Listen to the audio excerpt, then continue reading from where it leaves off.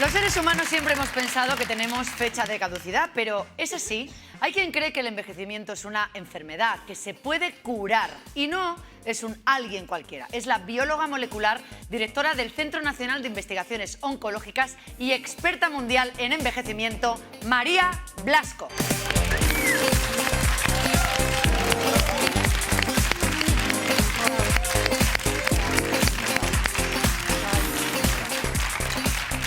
María, bienvenida. Un placer. Siéntate aquí, por favor. Muchísimas ganas de que vinieras. Llevábamos un año detrás de ti. Es verdad que todo lo que estás haciendo en el laboratorio es más importante que venir a Likes, pero te agradecemos muchísimo que hayas encontrado este ratito para presentarnos Morir joven a los 140, un libro que has escrito con Mónica Salomone, que es una periodista científica. Y estás aquí para hablarnos de ese primer estudio, de ser autora del primer estudio de éxito de terapia génica para, digamos, contrarrestar el envejecimiento. Ahora vamos a detallar eso, pero si te parece, vamos a empezar un poquito por el principio, ¿vale? Vamos a contextualizar. ¿Qué es el envejecimiento? Bueno, el envejecimiento es un proceso que sabemos que ocurre a nivel de las células del organismo, por el cual van perdiendo su estado de forma, van perdiendo su salud. Esto lleva a que no se puedan regenerar los tejidos, lleva a que los tejidos funcionen mal, se produzcan las enfermedades y en última instancia la muerte. ¿Pero está programado el envejecimiento? O sea, nosotros sentimos como que tenemos un reloj, ¿no? Y hay un día que hay una alarma que salta y empezamos a envejecer. ¿Eso es así o no? El envejecimiento se piensa desde el punto de vista evolutivo que no es algo programado. De hecho, no hay ningún gen que se haya encontrado que sea un gen terminator, es decir, que haya un gen que nos haga envejecer. Hay alguna excepción en la naturaleza, pero en general los genes que tenemos son para mantenernos jóvenes, activos, vigorosos, etc., ¿no? El envejecimiento parece más bien que es cuando ya ha pasado nuestra edad reproductiva, es decir, cuando ya hemos conseguido transmitir los genes, pues básicamente no se invierte ya más en mantener al organismo y nuestras células sanas, etc. Es decir, que no es... Se piensa en la especie, no se piensa en el individuo, ¿no? Podríamos pensarlo de esta manera. O sea, por lo tanto, lo que es la buena noticia es que el envejecimiento no está programado como tal y que si nosotros encontráramos cuáles son esos mecanismos, ¿no?, que nos mantienen jóvenes hasta los 40 años o 30, 40 años, pues podríamos hacer que funcionen durante más tiempo y con ello pues, retrasar la aparición de enfermedades. Sin embargo, si dirías que estamos, como dices en el libro, programados para sobrevivir. Sí, los genes que tenemos, como digo, son genes que todo en nosotros está pensado realmente para estar sanos, protegidos del daño, etcétera, y para sobrevivir. Y por lo tanto lo que tenemos que averiguar es cuáles son esos mecanismos que nos mantienen jóvenes, porque en algún momento dejan de funcionar correctamente. Entonces lo que querríamos realmente para evitar la mayor parte de las enfermedades que nos afectan, ya que su origen precisamente es el proceso de envejecimiento, sería poder extender este tiempo de salud, de juventud y así pues retrasar o incluso evitar que aparezcan muchas enfermedades, ¿no? ¿Cómo explicas la extraordinaria longevidad de algunas personas? Que son tan pocas esas que llegan, bueno, era una mujer, ¿no? 122, ¿no? años. 164 días. Sí, en la especie humana tenemos una longevidad máxima que son unos 120 años. La persona que ha vivido más tiempo, que es una señora francesa que se llama Jeanne Calment, llegó a los 122 años.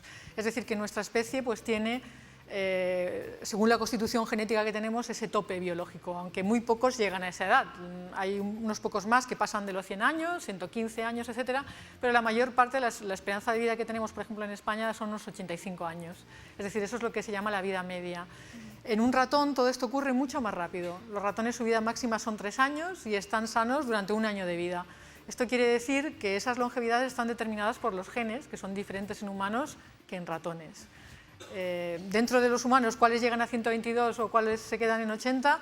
La verdad es que no lo entendemos todavía por qué estas diferencias. Parece ser que la parte genética es solo una pequeña parte, el 20%, y la mayor parte son componentes de modo de vida, de suerte, mala suerte, de la alimentación, del ejercicio. De psicología. Bueno, hay gente que se tiende a morir, que hay un momento determinado en que decide que se acabó, ¿no? Pero lo inevitable del envejecimiento, lo inevitable de la muerte, no es así en todos los casos, porque hay otras especies que envejecen mucho más tarde y hay algunas incluso que son inmortales. ¿Todo envejece?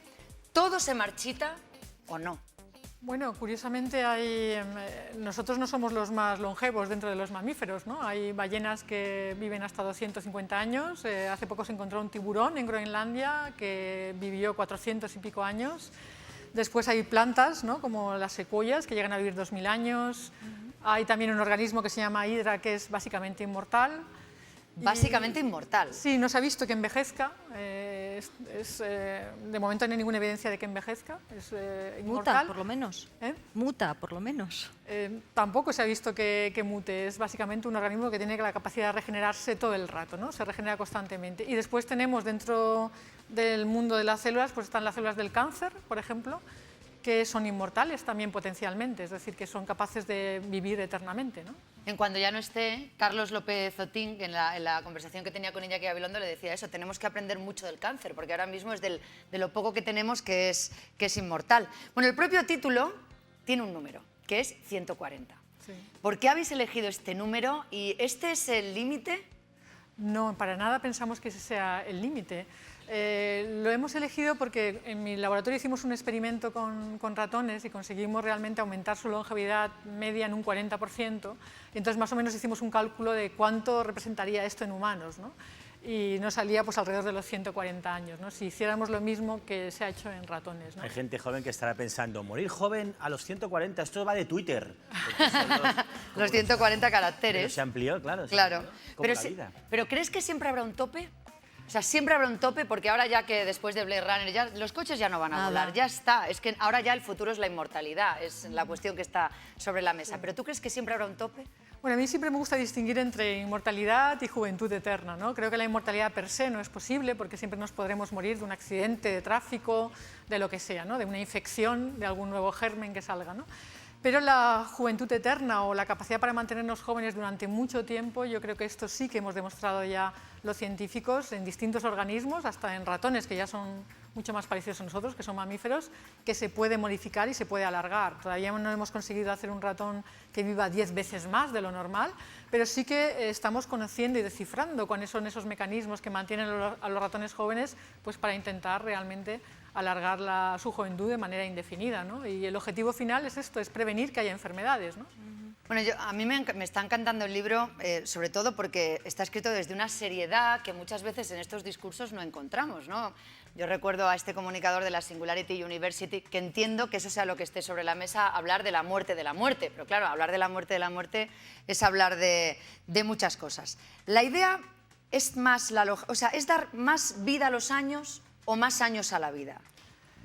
Yo creo que el objetivo es estar jóvenes durante más tiempo porque la mayor parte de las enfermedades que nos matan hoy por hoy, como infarto, cáncer, cardiovascular, Alzheimer, Parkinson, su origen, su germen, no es otro que el proceso de envejecimiento. Es decir, que si somos capaces de evitar o enlentecer el proceso de envejecimiento, seremos capaces de prevenir estas enfermedades. Una cosa llevará a la otra.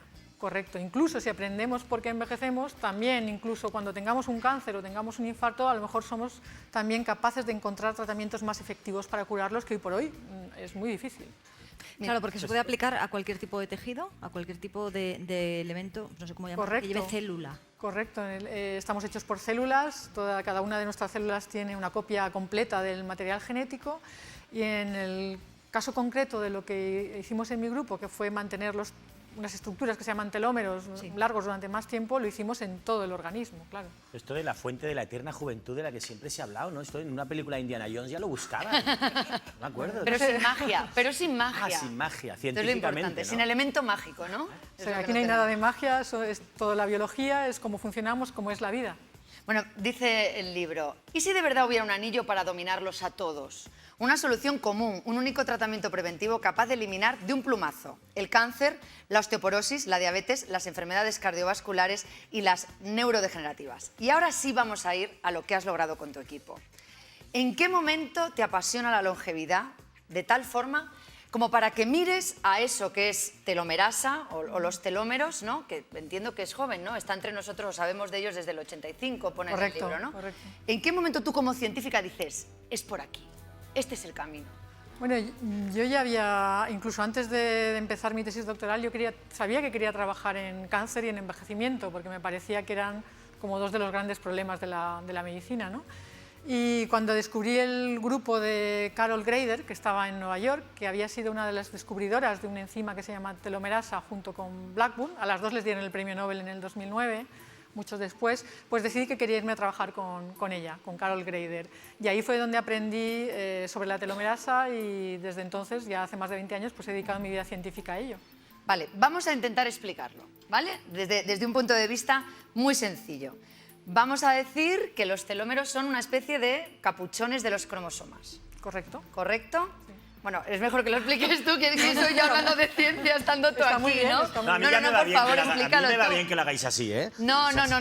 Capuchones Es que yo me he quedado como con los titulares, los capuchones de los cromosomas. Entonces, cada vez que se dividen las células, ¿no?, que tenemos división celular, esos capuchones merman. Correcto. Y cada vez son más cortos. Sí, así es. Vale, ¿y cuando eso pasa, qué es? ¿Envejecimiento? O sea, ¿es ahí donde está el envejecimiento celular?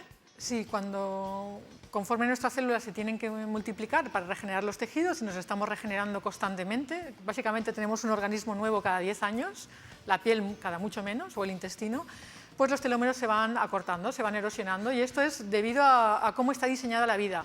La vida está diseñada de tal manera que no se copia de manera exacta la molécula del ADN a las células hijas, sino que cada vez es un poquito más corto.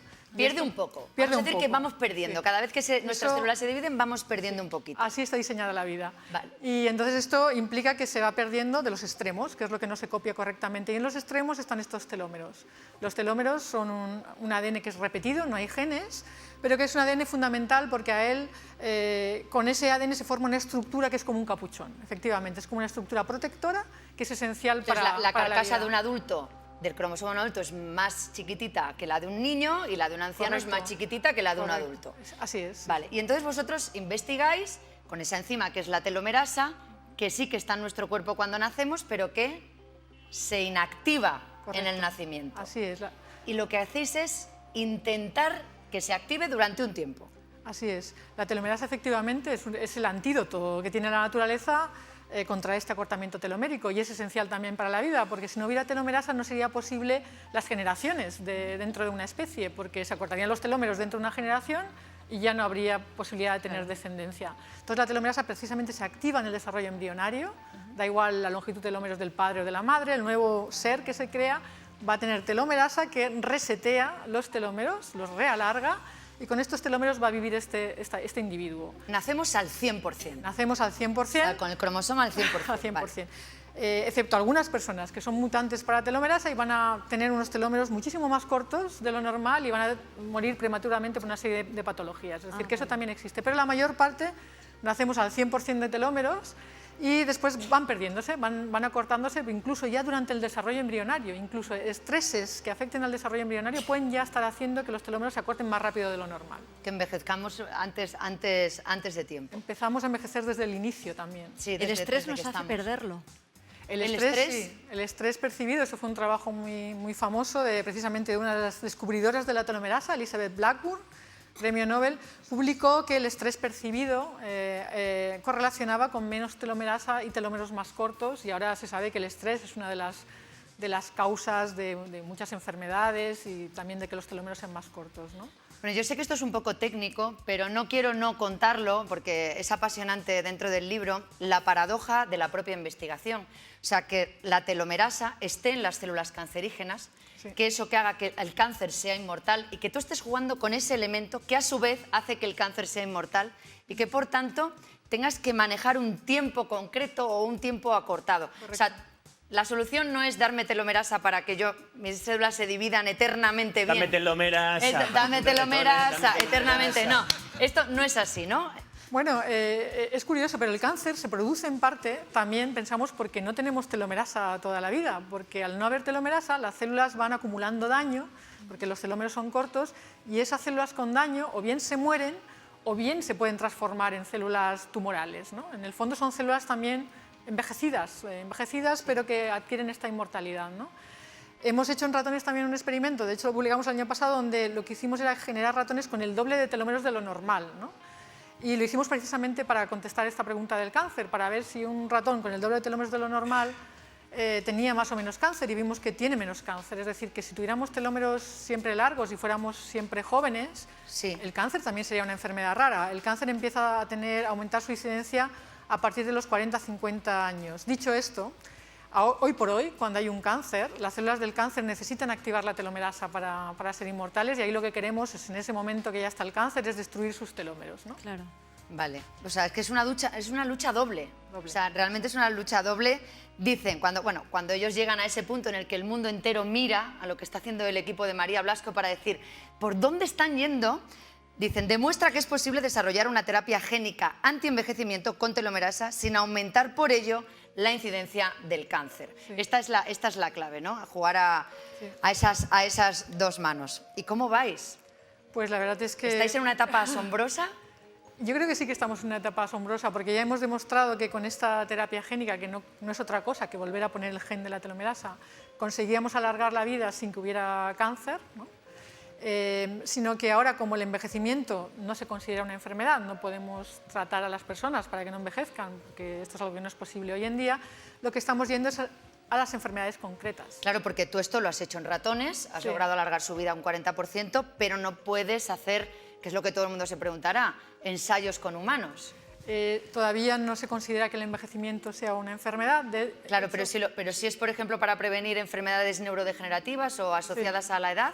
Claro, eso tendría mucha lógica, ¿no? Pero hoy por hoy no es posible de momento porque, como digo, el envejecimiento no se considera una enfermedad. Para que algo sea una enfermedad no nos puede afectar a todos y el envejecimiento nos afecta a todos. Es una lucha realmente legal. Ahora mismo en Estados Unidos, por ejemplo, el primer ensayo clínico para probar si algo funcionaba contra el envejecimiento se está haciendo justo ahora y ha sido pues, una lucha digamos, entre los científicos pidiendo que esto se aprobara, ¿no? Porque hay personas que tienen mayor riesgo de desarrollar enfermedades.